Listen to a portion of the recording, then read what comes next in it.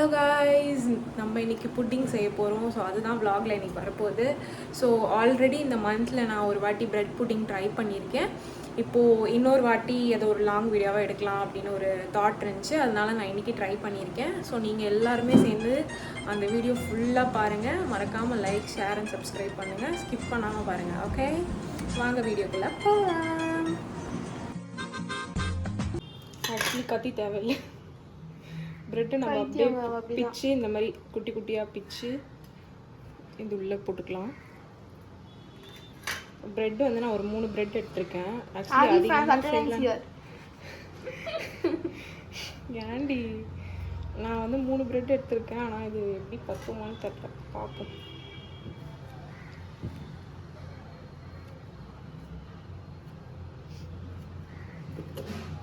உள்ளே போயிடும். அப்புறமா ஒரு முட்டை.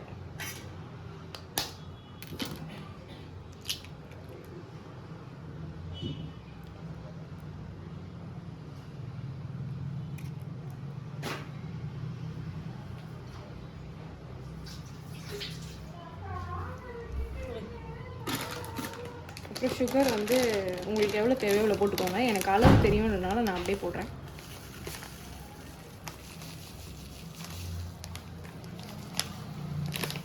Okay, and then vanilla essence ஒரு 2 மூடி போட்டுக்கலாம். சுகர் 2 டீஸ்பூன் சுகர் போட்டுக்கோ.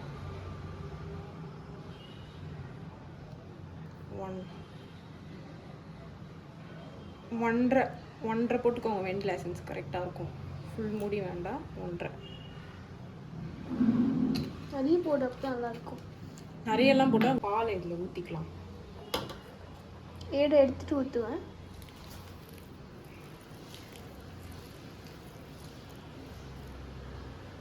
முட்டையும் பாலை மர்ஜ் ஆகவே இல்லை. அப்புறமா கட்டி எடுத்து நீங்கள் இந்த மாதிரி பண்ணி விட்டுக்கோங்க. ஸ்மெல் சூப்பராக இருக்கும்.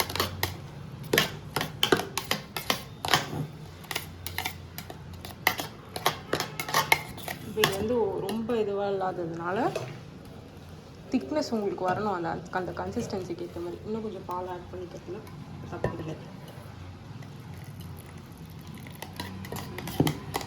இந்த மாதிரி எப்போவுமே இப்படி பண்ணும்போது நல்லா இந்த மாதிரி குழ கன்சிஸ்டன்சி வரணும். வந்து பால் தெரிஞ்சிருக்கிற மாதிரி கன்சிஸ்டன்சி உங்களுக்கு வரணும். இப்படி வந்ததுக்கப்புறமா அரைச்சிக்கலாம் காய்ஸ்.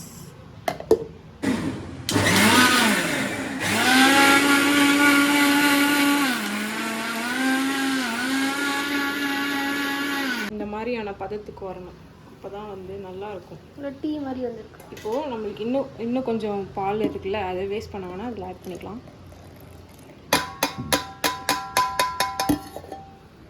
இதெல்லாம் ஆட் பண்ணிட்டா இன்னும் நமக்கு வந்து அந்த ஒரு மாதிரி பால் மாதிரி வரும்.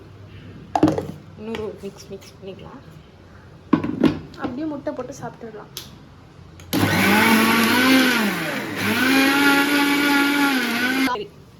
இந்த மாதிரி நல்ல இந்த மாதிரி கன்சிஸ்டன்சியில் வந்துடணும். வந்ததுக்கப்புறமா நம்ம ஒரு பவுலில் ட்ரான்ஸ்ஃபர் பண்ணிக்கலாம்.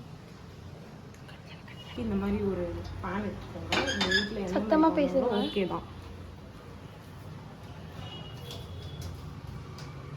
ஸோ இந்த சர்க்கரை இருக்குல்ல, இந்த சர்க்கரையை எடுத்துகிட்டு வந்துட்டு இந்த மாதிரி ஒரு பேனில் போட்டுக்கோங்க. அப்போ தான் மேலே அந்த க்ரீமி லேயர் வர்றதுக்காக கேரமலைஸ் ஆகும் சர்க்கரையெல்லாம். அப்படியே கொட்டுறேன்னு நினைக்காதீங்க. எனக்கு அளவு வந்து தெரியும், அதனால நான் அப்படியே கொட்டுறேன். நீங்கள் வந்து 2 டீஸ்பூன் ஆட் பண்ணிக்கோங்க. ஓகே, என்ன எட்டி பார்க்குறீங்க ப்ரோ? யாரு சொல்லிட்டியா? என்ன போயிடுச்சு? எவ்வளோ அழகாக இருக்காங்க பார்த்தீங்களா?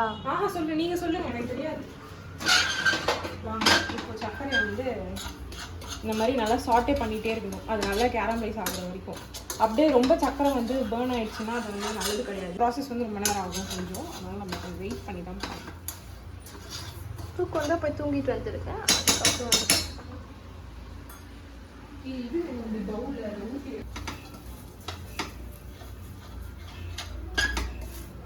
இந்த மாதிரி நல்லா மெல்ட் பண்ணிக்கோங்க கைஸ்.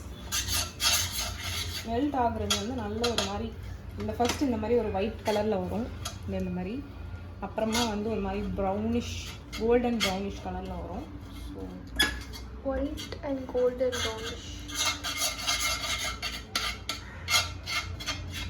எதில் பவுலில் ஊற்ற போகிறோம்னு பார்த்து லாஸ்ட்டாக இப்படி தான் இருக்கும் அந்த கன்சிஸ்டன்சி. பட் இன்னும் ப்ரௌனாக வரணும் நமக்கு. இன்னும் கொஞ்சம் சுகர் ஆட் பண்ணிக்கலாம். இதோ உங்களுக்கு கொஞ்சம்டா. இது நான் ஒரு அளவில் போடுறேன்.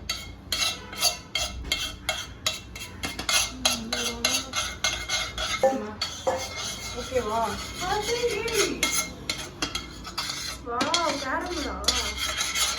இந்த மாதிரி ஆனதுக்கப்புறமா ஆஃப் பண்ணிக்கோங்க. வாய்ஸ் கட் பண்ணுமா?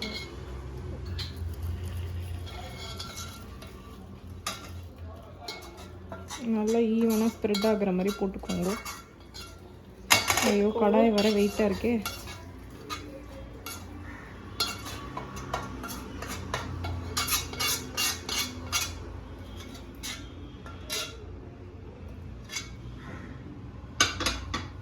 இப்போ இந்த இதெல்லாம் பார்த்தீங்கன்னா ஈவனாக ஸ்ப்ரெட்டாக இருக்கும். இந்த மாதிரி தான் ஸ்ப்ரெட் ஆனதுக்கப்புறமா நம்ம அரைச்சி வச்சுருந்ததை இதில் ஊற்றணும். இப்போது இதை நம்ம இதில் ஊற்றிக்கலாம். இந்த சைடு வந்து காட்டாக ஆங்கிள் மாற்றி வச்சுருக்கோம் கைஸ்.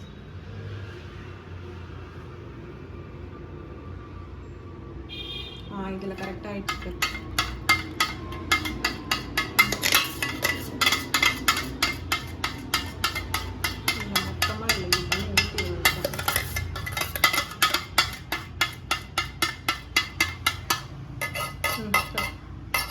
ஃபைனலாக நீங்கள் கீழே வந்து சுகர் கோட்டிங் கொடுத்துட்டு அதுக்கப்புறமா நீங்கள் இந்த மாதிரி ஊற்றும் போது ஃபைனலாக இப்படி இருக்கும்.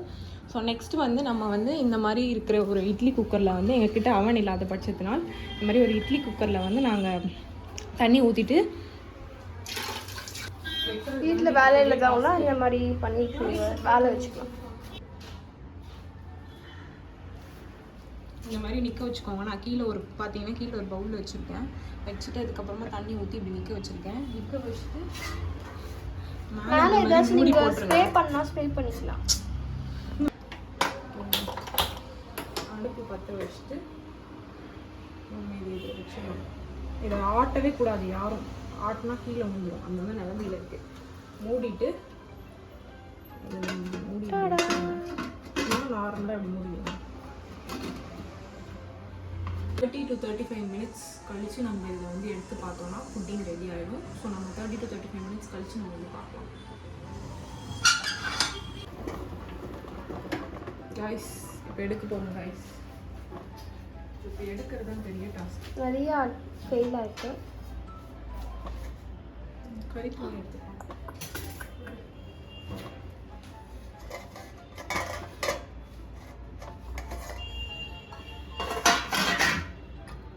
இது இல்லை, திருப்பி போட்டால் வரும் கைஸ். இது கிடையாது.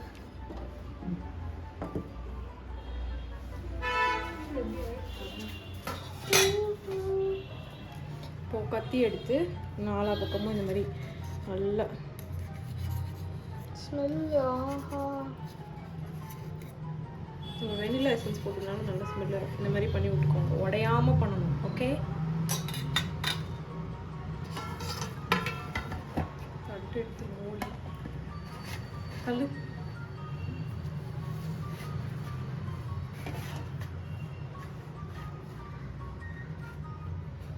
You one more careful.